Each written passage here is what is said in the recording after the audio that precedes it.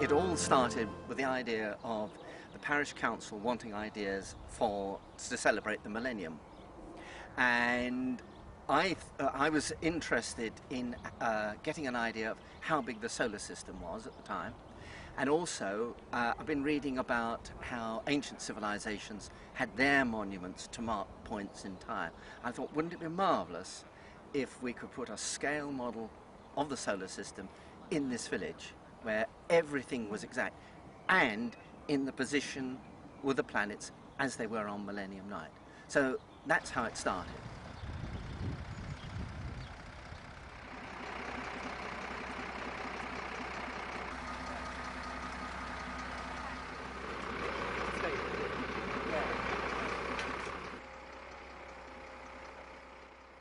Each one of these is going to be buried into the ground to about there, and then on the top of each of these pillars there's a slight recess.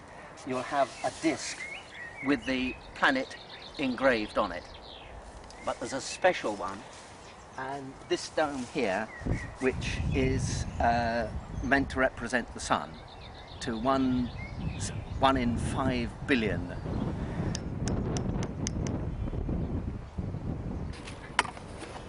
The very first thing we had to do was to set out Mars, which is the one down there, which is between the two football pitches, and it was that was fixed because of the safety. Then we worked back from there to the sun pillar, and once we've got the sun pillar position, then everything else follows.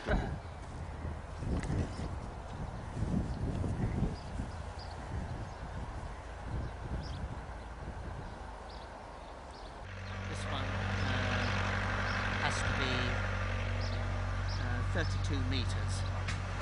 Mars over there, Mercury there, Earth over there, Venus over there, and then Jupiter is just beyond the garage over there. This point here is known as the first point of Aries, and it decides where the stars are measured from. And we work from 0 degrees or 0 hours in an anti-clockwise direction around here. Using two methods. One is obviously the transit of the sun at midday, according to the sun that is, not the time. And the other one was using a map and compass. When the sun is at its highest point in the sky at noon, and because we've got British summer time, it has to be just after 1 o'clock. 2 minutes and 25 seconds.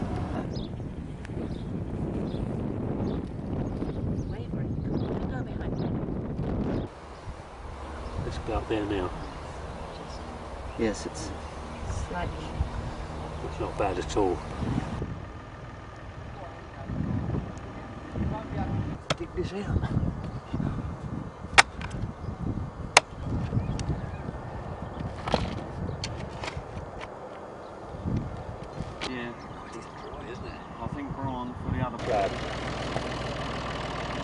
We can't have a leaning. We got a over it or a good pig.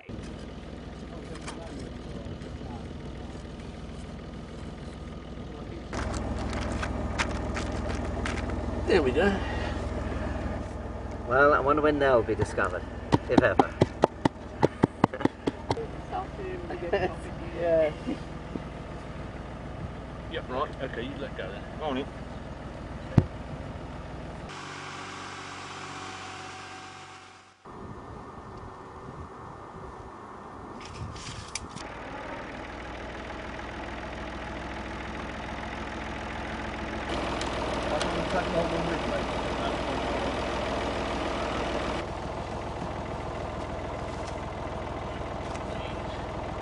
Twice the blink.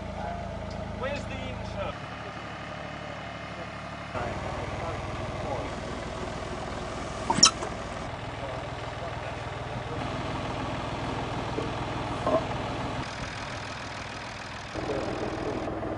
That's where you want it, Dave.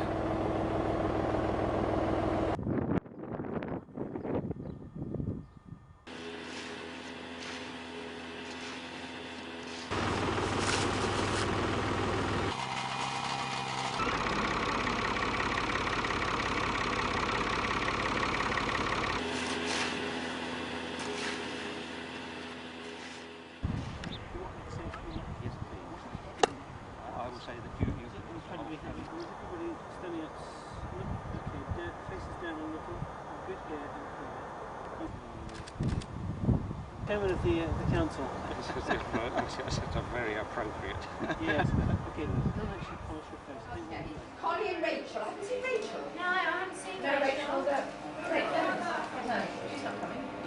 Rachel and Zoe. So she phones Trisha on Neptune when the sign is given. She won't know the number, so that's it. Okay, got it. All right? Good. And have you got Astrid's number for me? The 1 to 3rd one. Yeah, it was the one that was on the ground. Yeah, 6 miles, yeah. She'll be at Venus all by herself, or you can wave to Mars and Kirsty will be by herself. All right? So you'll be looking after the cubs. Okay? Okay.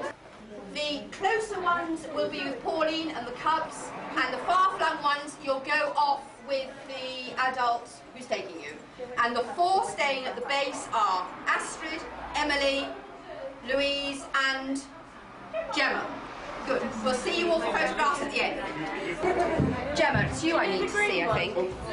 Because you're going to be at the base, and you need to tell Astrid Trisha's number. Is that right? Have I got that right? Yes. Oh, cool! Are we crossing the road? Okay.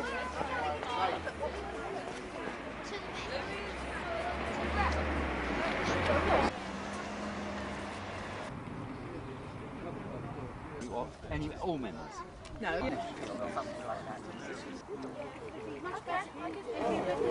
I've got particular pleasure in introducing Thomas and Councillor Barry Keenan behind me. Councillor Barry Keenan's the tall one, who conceived and enabled this project. It was not straightforward, but it's now complete, except for Pluto, who could not be taken along a footpath because of foot and mouth restrictions. We corresponded with a great many people about this project. One was Patrick Moore. He replied that unfortunately he was laid low and could not be here, but he wished us well and reminded us that one of our leading astronomers lives in Sevenoaks. So, ladies and gentlemen, I have the pleasure of introducing Commander Hatfield, our distinguished local astronomer. Would you do what I cannot, which is to put this project into perspective and declare it open for us?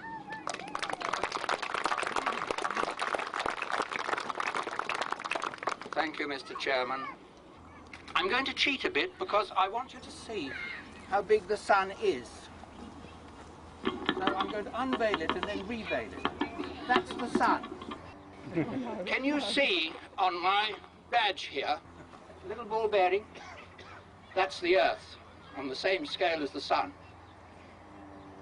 And the sun is 93 million miles away. The Earth is over there by the blue balloons. And the difference in distance between the Earth and Mars is about 40 million miles. So that if this evening at about 10 o'clock you look up there in the sky, you'll see Mars. And it's as close to us as it will be for some years. And this may give you some idea of the real sizeness, so to speak, of the solar system. This is the size of the Earth. This is the size of Jupiter, smaller than a squash ball. And you can get all the other planets inside Jupiter with some room to spare. Saturn is in the doctor's courtyard, front garden, sorry. Uranus, the next one out, is over here at a distance of, doesn't matter. But what I really want to tell you is that Pluto is way up over there, the third hedge up, I think it is, and is 983 meters away. That's nearly a kilometer on this scale. The space Jupiter on Mars and Jupiter is occupied by what are known as the minor planets. And on the scale of our little model here, they would be specks of sand or specks of dust. Hundreds of thousands of them, if not millions. Fortunately, their orbits very rarely come anywhere near us on the Earth. The light from the sun to the Earth takes 8 minutes. So if you look at the sun, that happened up there 8 minutes ago. To Mars at the moment, to us, 3 minutes worth. Not very much at all. Jupiter, light from Jupiter, 40 minutes. Imagine sending a astronaut to Jupiter. You'll send a message off, 40 minutes later he'll get it. And he'll say, sorry, I couldn't understand what you said. And 40 minutes later you'll understand that he's in a fix. And 40 minutes later he'll have crashed. The light from Pluto, over here, on this scale, in the real world, takes 5 hours to reach us. And that's a long time, you think. And outside Pluto, heaven only knows what's there. This gives me an idea of the size of the universe that we live in. And I come down to Earth with a bump, watching over there at the rain approaching rapidly. So I'm going to shut up, and it gives me great pleasure to unveil his nibs, the sun. You'll see up there, there are not only the sun, but there are flares coming out of him and prominences. So there is the sun. And you'll hear faces. And we are now going to release balloons in sequence from the various planets, starting first of all with Mercury. Mercury, release your balloons.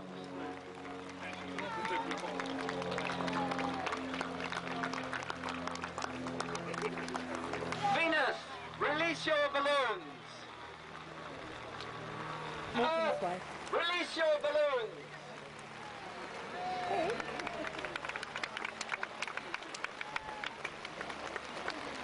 Mars, over there in the west. Release your balloons, well done. You'll dry out. Can you hear me? Release your balloons.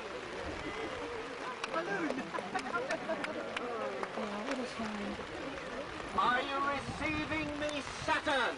Let go the rocket. He's there, look. Uranus, let go the rocket.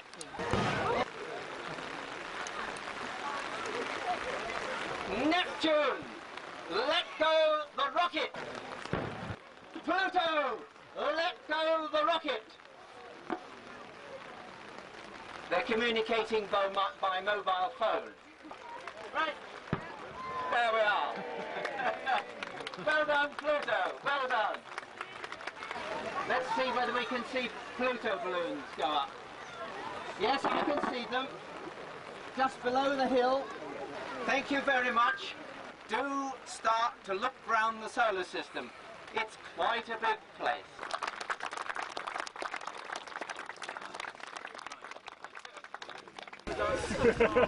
Yeah, Pluto went off in the end, but it's a long way away, so it took a bit of time. We're actually standing on Mars.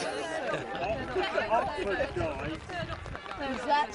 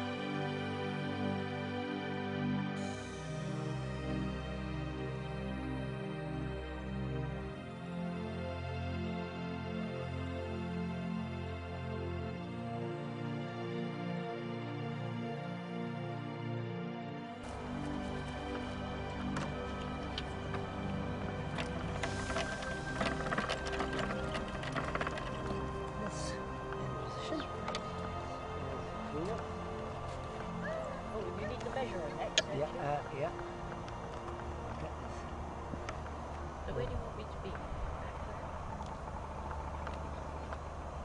David Seeley has a son.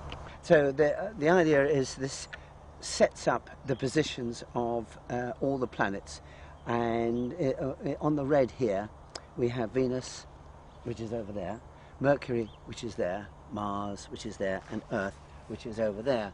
And then once I've set this up, then I can add any other measurements, and I've got the markings here that I can check in another way the orbit of Mercury. Have a little look closely on this, see what you do. 5.81 meters away from here. The idea of this is that we're taking the measurement from the outside, but the whole thing is 400 millimeters across, so we're taking up that 20 millimeters. Ah, yes. All right. Yes. So now, okay. Now we want this to be 5.18 meters out. So that's 5 meters. 80. Sure, that's it. Take my hand away now. Right.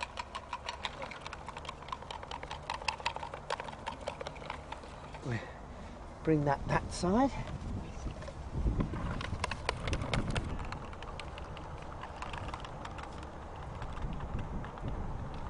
See?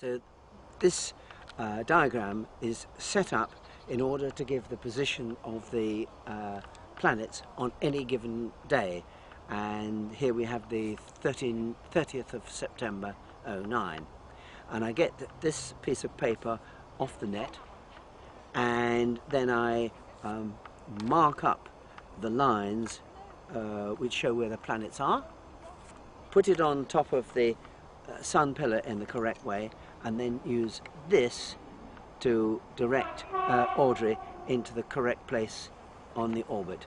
There, over there, is Mars. Quite nearby is Mercury. Over there is Venus, the yellow. And then back over there is Earth. So that's how we set up the markers for any given day, and I can do it to roughly within a few hours of the correct time.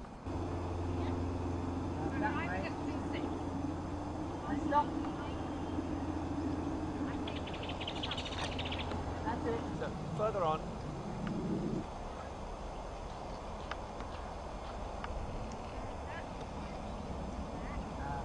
Stop by your, just behind,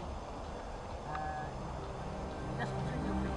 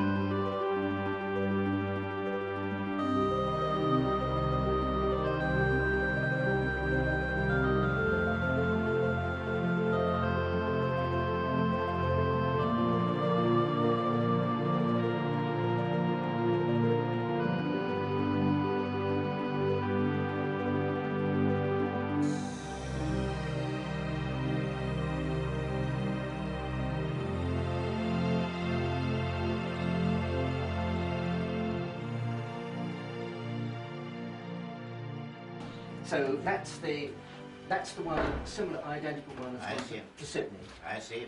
And Los Angeles has got their own version. They've got a little bar. Great. Sorry, first of all to Saturn. Yeah.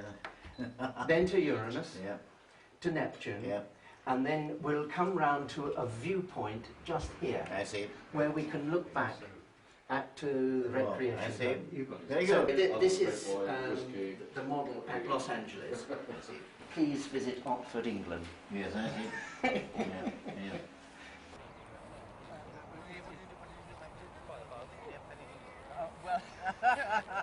I'm afraid it's fixed.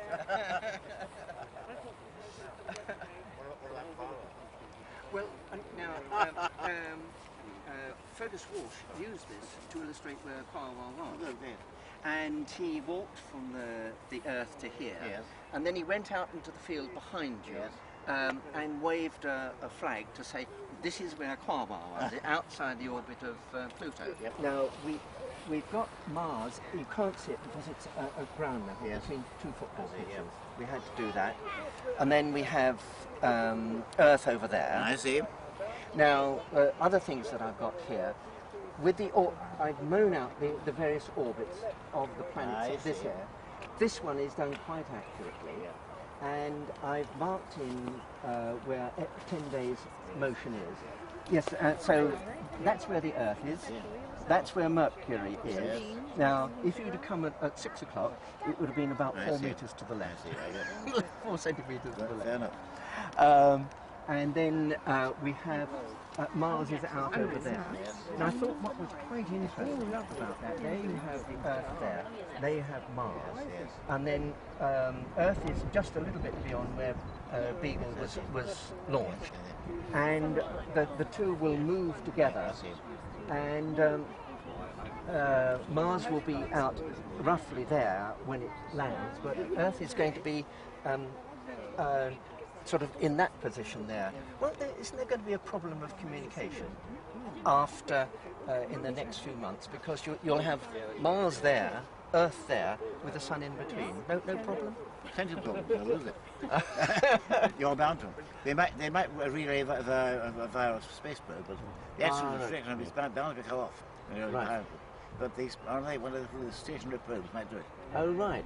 So there could be a little bit of problem. I mean, I wouldn't have thought about that, but for this model. Well, it's definitely a problem there, but it's not a serious one. They'll get around it. Yes, yes. Right. Now, should we just walk to Mercury? Okay. Each of these discs has an arrow pointing to the sun. I'm experimenting with obviously done with immense care. That's totally accurate. Yes. Yes, we specified to the people who made these that they should be exactly accurate. Where were they made? Well, Dartford, wasn't it? Dartford engraved. No, the steel was stainless steel was purchased at Seal, yes. And Able Engraving near Dorking did the engraving for us. Very well done. And then the pillars were... These were in East Sussex, yes. East Sussex. Have you you've seen... I get the idea now, yes. Yes, all right, so I think what we'll next do, we'll go over to Jupiter, right, which is in the corner there.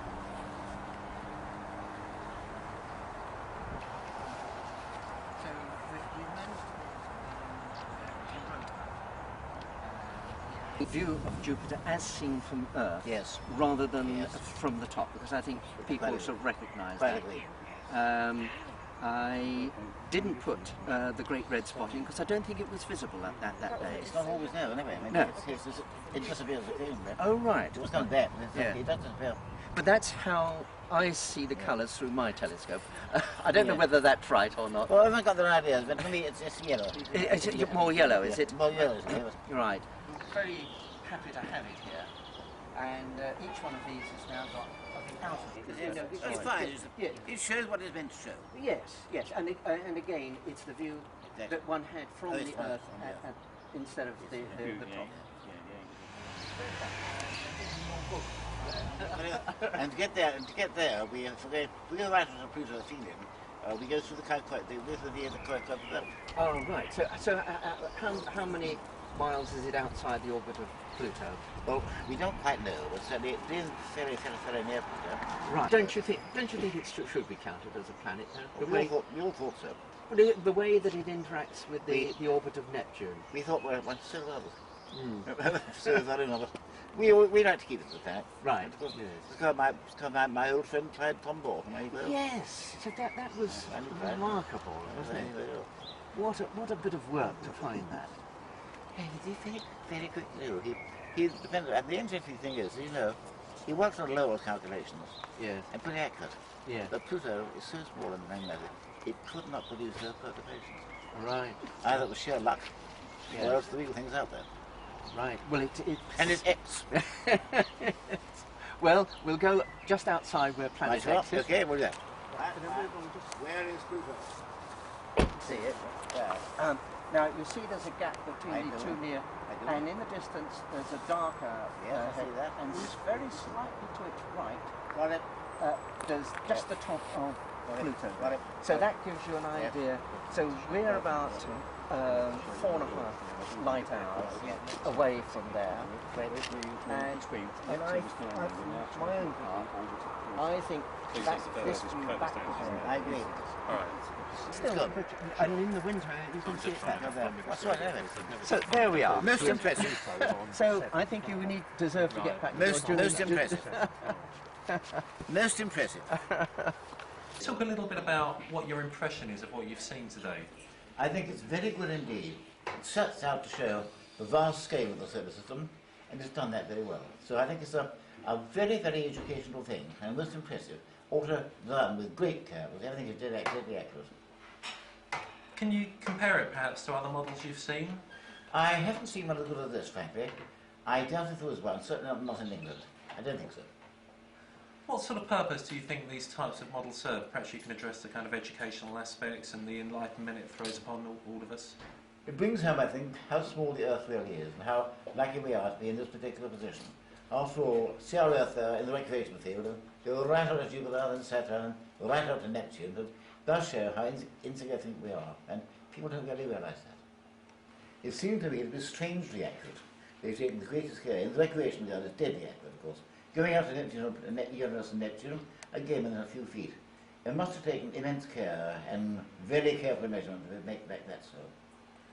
Could you give our listeners a kind of physical description of the tour we've just been on, just in your own words? Well, we begin with the Sun in the recreation ground, and everything is to scale here.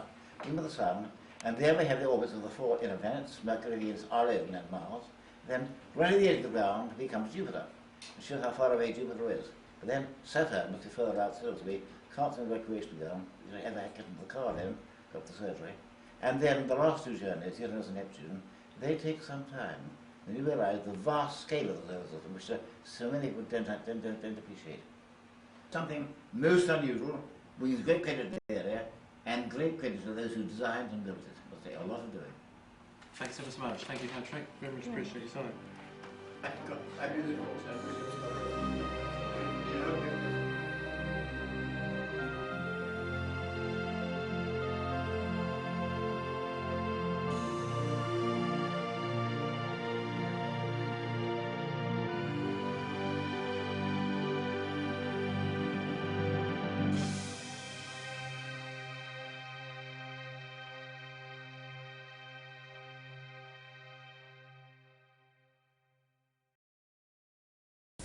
Finally tonight, how do you fit the entire solar system into a village in Kent? Sounds a little ambitious, but that's exactly what retired teacher David Thomas has done, and he does not intend to stop there, as Damon Green explains. Otford, the final frontier, because the small Kentish village by the M25 is also home to the world's biggest and most accurate scale map of the solar system. So there. This is the first time, so far as we know, where a point in time has been defined by the positions of the planets. The first time, humans have ever done it. Already a bit of a hit in a pretty village where the only other astronomical thing is the price of the houses. The map uses half-ton concrete pillars to show the position of the planets. Its creator compares it modestly to the pyramids of Egypt. With the positions of these 2 moons on here, the moon on Earth, one can work out in 1,000 years' time, if you understand astronomy, when we celebrated the Millennium to within 7 minutes, which I think is quite incredible. In Otford, men are from Mars, women are from the hedge by the corner of the cricket field, and a stroll at 4 times the speed of light takes you to Saturn, handy for the doctors. The intention is 1,000 years, that they will be here for the next millennium. I don't think that's unreasonable. The church just over there is 1,000 years old. It's had maintenance, but this will require less maintenance. From Saturn, a 434 bus will take you to the furthest reaches of space, though it's a brave astronaut who'd ask for a ticket to Uranus. At the edge of the village, the solar system stops, because if they had wanted to show the position of the nearest star to Otford, they'd have had to put the plinth somewhere in Los Angeles. At the planet Neptune, this is Damon Green for London Tonight. Excellent. Beam him up, Scotty. Good night. Good night.